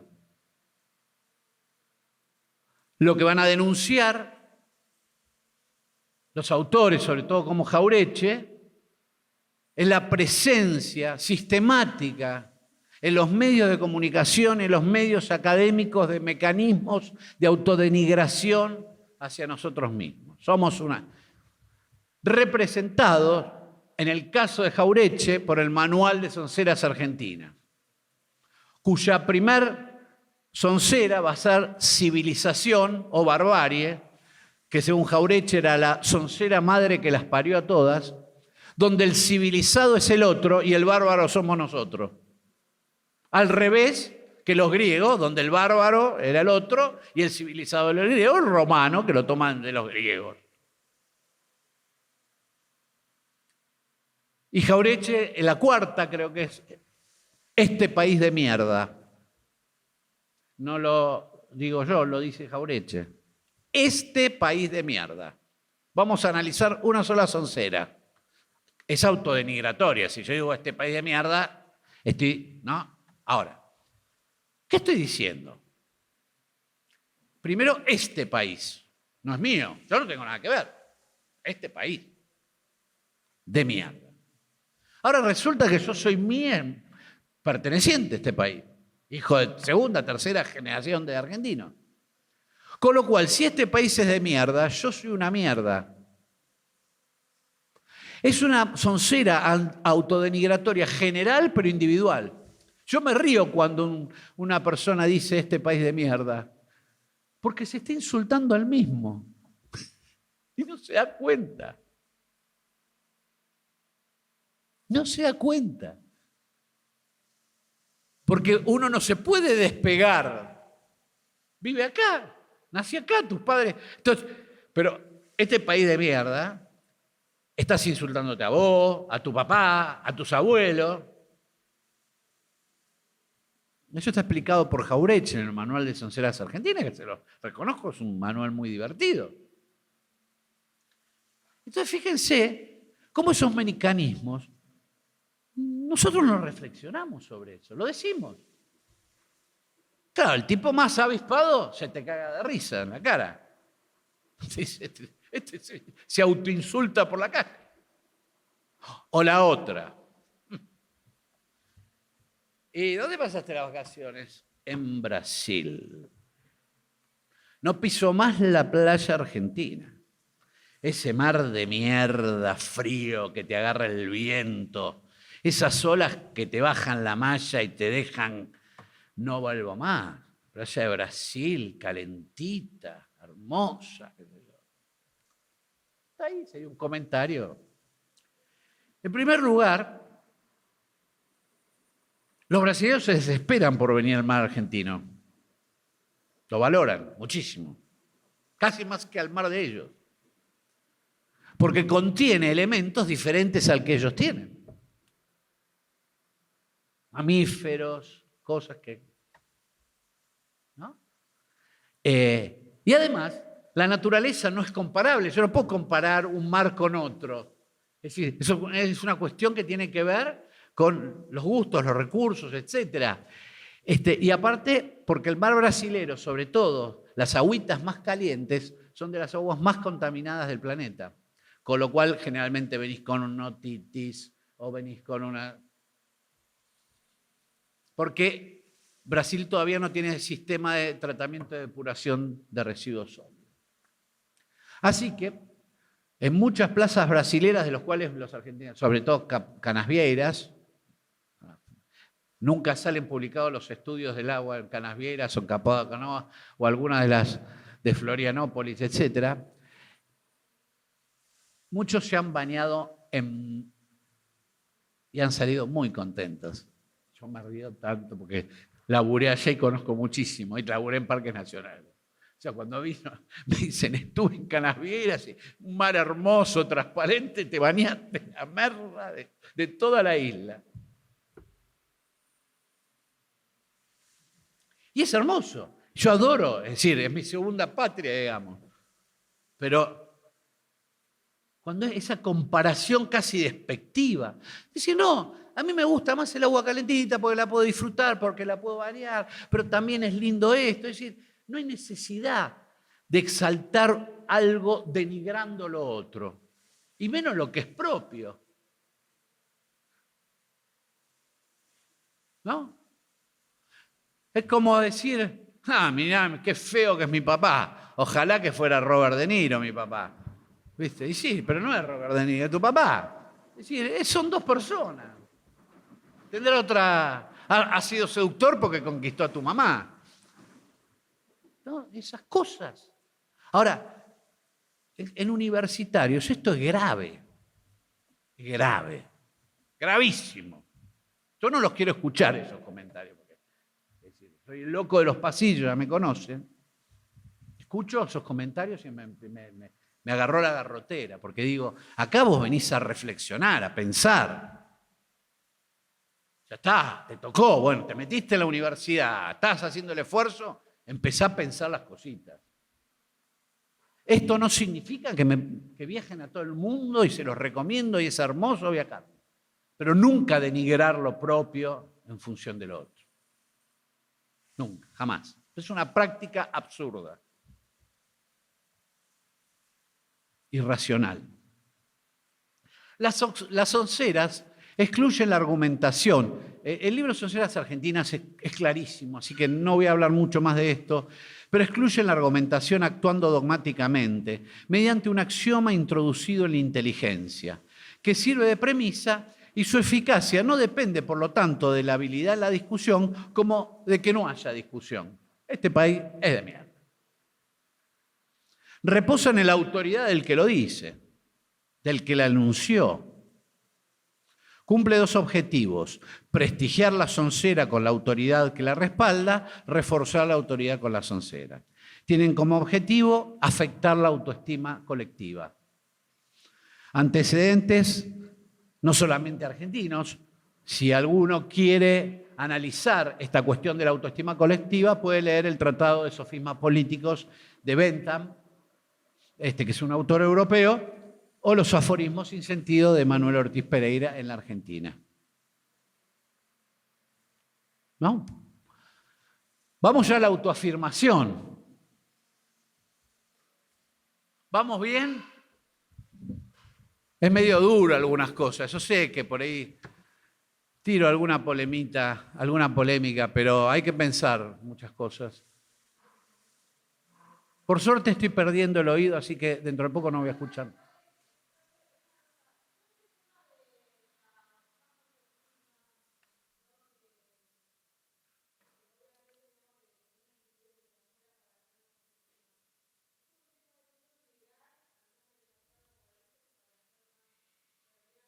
Débiles. Es decir, cada invasión, actual o antigua, estaba precedida de la denigración de la cultura. La justificación para las invasiones en Medio Oriente, entre otras cosas, es que las mujeres usaban chador, que esto, que lo otro, que lo demás acá, que bla, bla, bla, bla. Hay cosas que obviamente son tremendas que pasan en Medio Oriente, digamos, pero no el uso del chador. Es más, las mujeres revolucionarias iraníes que hicieron la revolución del 80, cuyo monarca occidental les había obligado a quitarse el chador, se ponían el chador para ratificar su identidad como iraníes.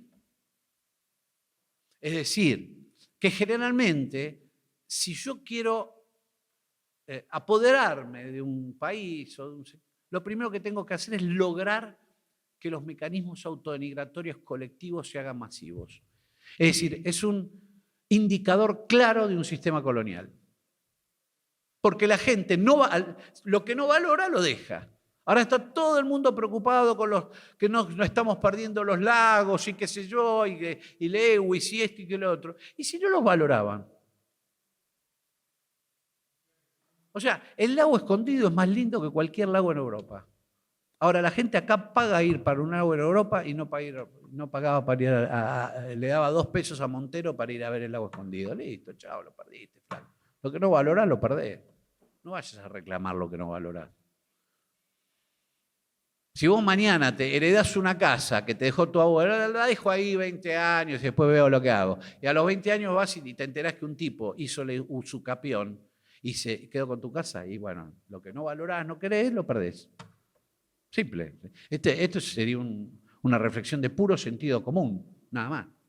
¿Tú ibas a hacer una pregunta?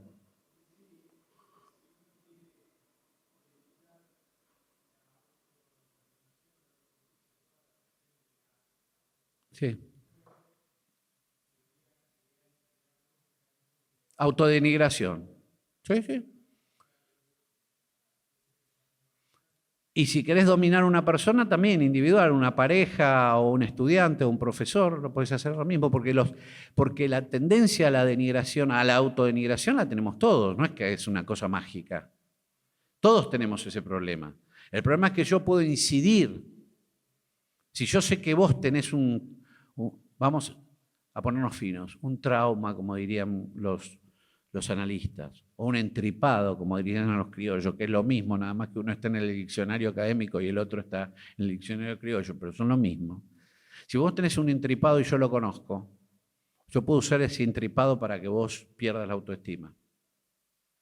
Por ejemplo, si tus padres fueron abandónicos, no tiraron bola, fuiste el 5.º hijo, no tiraron ni pelota, o si tus 3 mujeres te abandonaron y te dijeron que no servía para nada, o qué sé yo, y yo me entero de eso, no es que sea tu caso, ¿no? Ni el mío. A mí me abandonaron 15 nada más. No, mentira. Yo me entero de eso, yo puedo jugar a todo eso y yo te aseguro que en menos de un mes te dejo por ahí, por el piso.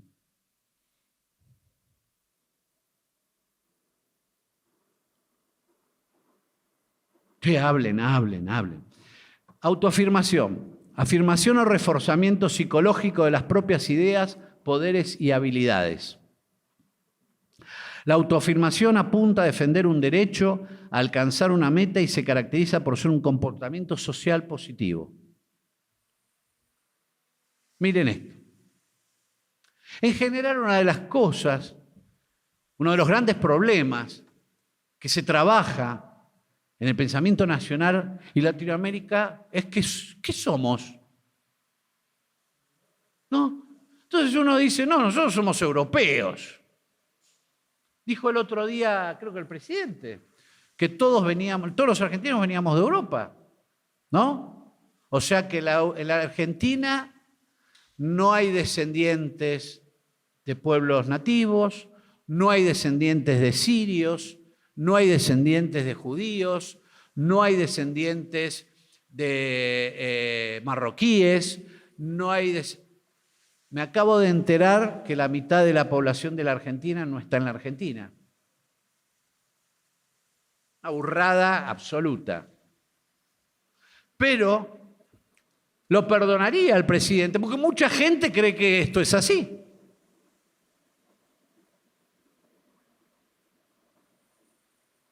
Ahora, ¿qué somos? Todo. Somos el conquistador y el indio, el godo y el patriota, la pampa privilegiada y el interior relegado, el inmigrante esperanzado y el gaucho condenado. Somos los dos, no uno de ellos solamente. Si nos quedamos con uno de los dos, siempre llevaremos a cuestas un cabo suelto sin anudar, siempre cargaremos un asunto inconcluso que no lograremos cerrar, siempre habrá un pedazo de nosotros que no lograremos integrar. Somos todo. ¿Somos indios? Y muchos tenemos algo de sangre. ¿Somos españoles? Y algunos que estamos acá también. Somos latinos, muchos. Somos negros, algunos descienden ahí. Pero somos lo que somos. No queremos ser otra cosa. Algunos quieren ser otra cosa. Hay muchos Michael Jackson. Falta identidad. En la Argentina le falta identidad. No tenemos, mira, si hay algo que tenemos identidad, no sé si es buena o mala, pero no tenemos. Los indios somos nosotros. Los godos somos nosotros.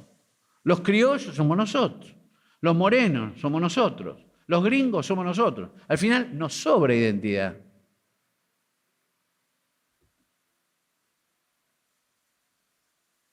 ¿Dónde falta identidad acá? ¿Y qué querés? Si cada uno vino de los barcos. Si acá, ¿sabe qué? Colón vino con todos los chorros. Una barbaridad, una falta de... Porque si una maestra enseñó eso, hay que... Vergüenza. No es que no hayan venido chorros como vinieron en todas las expediciones de conquista de todo el mundo y de toda la historia de la humanidad. En la guerra de Malvinas vinieron los Gurkhas. Es decir, es lógico que vos traigas un elemento, sí, pero también vinieron nobles, vinieron... Es decir, no, todos venimos a laburar. No, ojalá no conquistaran los japoneses, así todos vamos a laburar. No. Ojalá nos hubieran ganado las invasiones los ingleses, así estaríamos...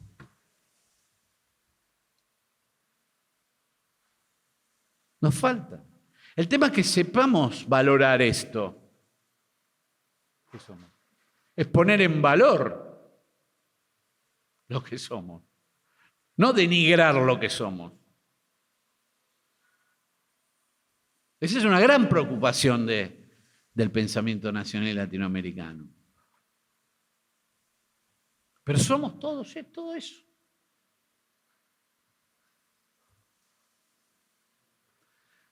Falta poquito. Autodeterminación. Que es la facultad y el derecho que tiene un individuo en sí de vivir su propio proyecto, libre decisión del individuo. Es la facultad o potestad de una comunidad para decidir libremente sobre su estatuto y su futuro histórico y político, económico y cultural. Es también una teoría según la cual el mismo organismo contiene la razón de su propio funcionamiento y estructura. La autodeterminación es otro de los grandes elementos de, digamos, el pensamiento nacional, que tiene que ver con, que presupone necesariamente la autoafirmación. Tomo conciencia de lo que soy realmente y recién a partir de esa conciencia yo puedo determinar lo que quiero ser. Yo voy a dar un ejemplo final que les va a esclarecer y lo voy a hacer provocativamente con un ejemplo de un individuo, pero para que ustedes vean cómo juega este proceso en las cuestiones de tipo quizás social, ¿no? Es decir, la autodeterminación entonces presupone la autoafirmación. Solo puede determinarse quien es consciente de lo que es. Y obviamente el punto final, la autorrealización, que es la culminación de la satisfacción. Es decir, tomé conciencia de quién soy, me propuse ser y fui. Es la culminación de la satisfacción de las necesidades humanas. Es la necesidad psicológica más elevada del ser humano. Consiste en desarrollar nuestro potencial humano y colectivo como satisfacción. La autorrealización individual, las concepciones orgánicas la autorrealización individual para las concepciones orgánicas como el pensamiento nacional. ¿Se acuerdan que dijimos que para el pensamiento nacional y latinoamericano la realización humana solo es posible en una sociedad que se realiza? Bueno, la autorrealización individual para las concepciones orgánicas solo es posible en una comunidad que se realiza. Yo soy si vos sos, si nosotros somos.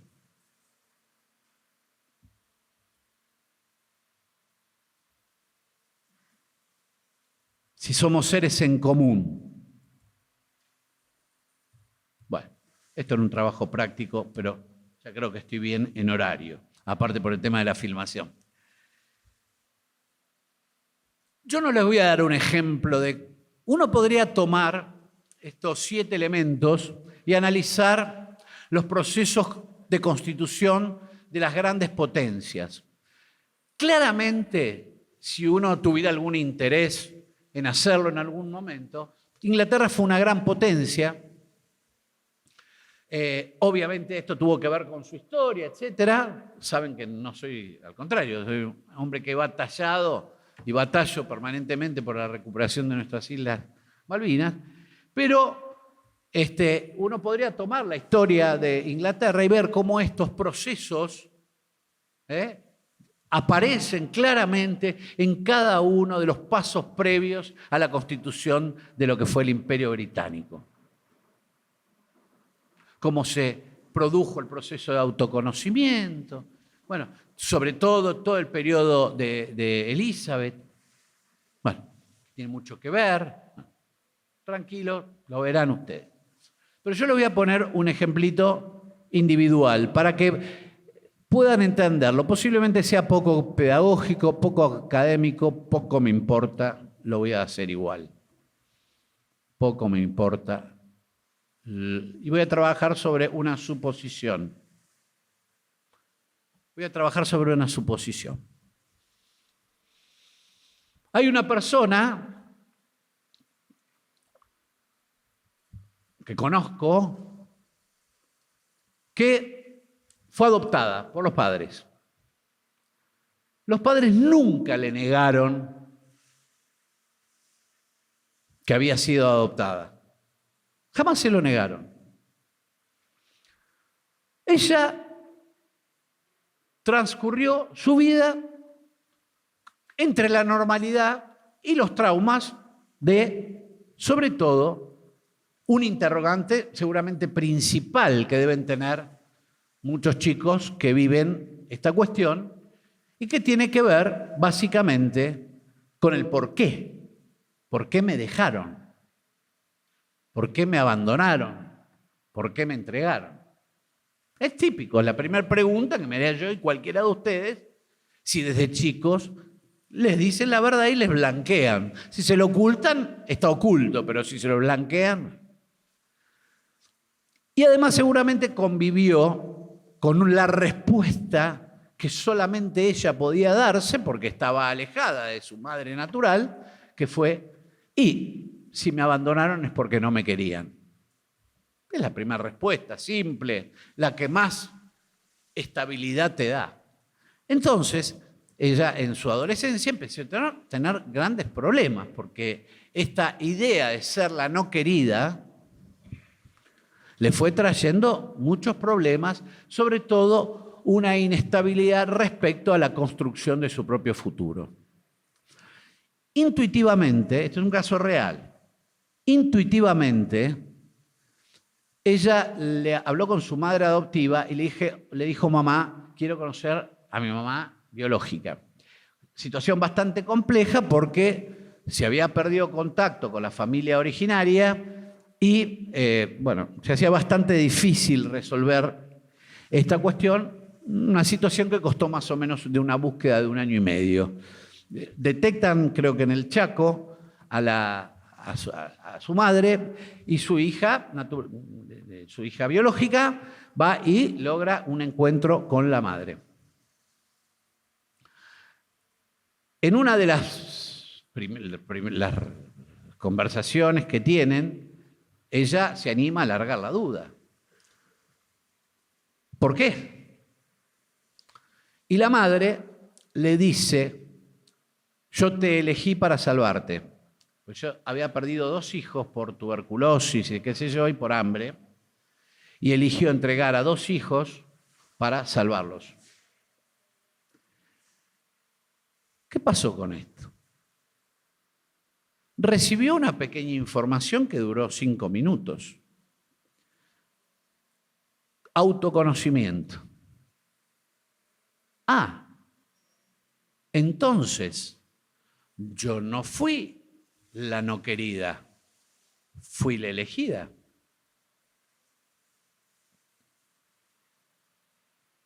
Segundo paso, reflexión.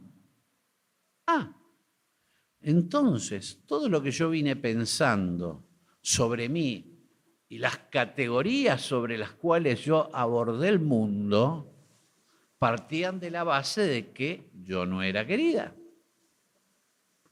Pero resulta que fui elegida.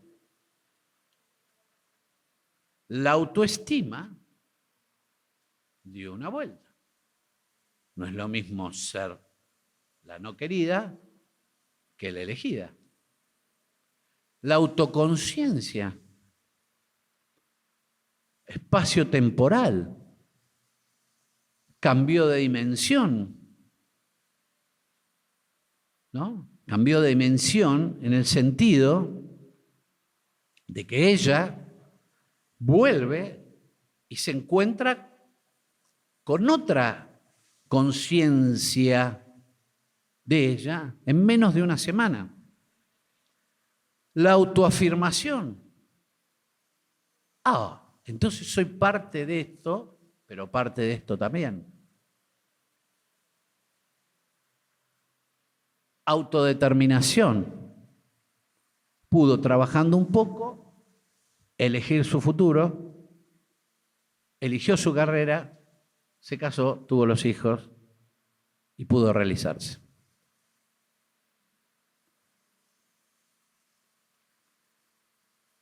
Si no les sirvió esta clase para entender el pensamiento nacional y latinoamericano, posiblemente les sirva para hacer a cada uno de ustedes un buen autoanálisis.